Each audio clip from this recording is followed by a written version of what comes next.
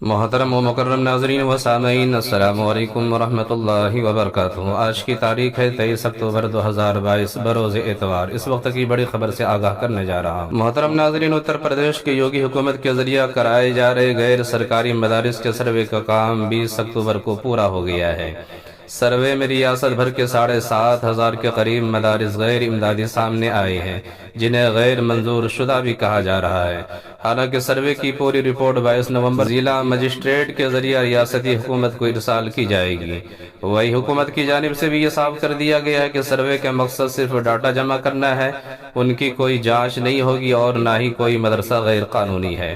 خاص بات یہ ہے کہ سروے میں عالمی شہرت یافتہ ادارے دارالعلوم دیوبند اور سہارنپور میں واقع مظاہر علوم جیسے بڑے مدارس جو حکومت سے کوئی چندہ نہیں لیتے انہیں بھی غیر منظور شدہ بتایا گیا ہے۔ اتر پردیش میں غیر سرکاری مدارس کا سروے مکمل ہونے کے بعد میڈیا میں عظیم الشان دینی دانشگاہ دارالعلوم دیوبند کے حوالے سے یہ خبر آ رہی ہے کہ دارالعلوم دیوبند ایک غیر منظور شدہ تعلیمی ادارہ ہے، جس کے متعلق دارالعلوم دیوبند کے محتمم حضرت مولانا مفتی ابو القاسم نعمانی دامت برکاتہم نے وضاحت کرتے ہوئے کہا کہ یہ صحیح ہے کہ ہمارا مدرسہ کسی بورڈ سے ملحق نہیں ہے، لیکن یہ ایک آزاد قانونی تعلیمی ادارہ ہے جو دستور کی دفعہ 25 کے تحت مذہبی تعلیم دیتا ہے۔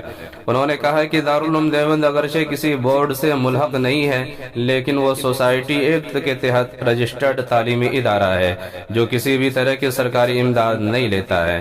مفتی ابو القاسم نعمانی دامت برکاتہم نے بتایا کہ دارالعلوم دیوبند کی شورا سوسائٹی ایکٹ کے تحت رجسٹر ہے اور اس کے تحت دارالعلوم دیوبند چلتا ہے، جو دستور ہند کے مطابق دی گئی مذہب آزادی کے تحت دینی تعلیم دیتا ہے۔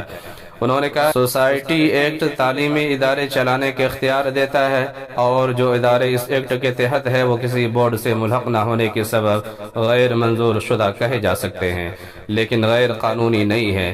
انہوں نے واضح الفاظ میں کہا کہ دارالعلوم دیوبند گزشتہ 150 سال سے عوامی چندہ پر چل رہا ہے اور اس نے کبھی بھی کسی بھی سرکار سے کسی طرح کی کوئی امداد نہیں لی ہے۔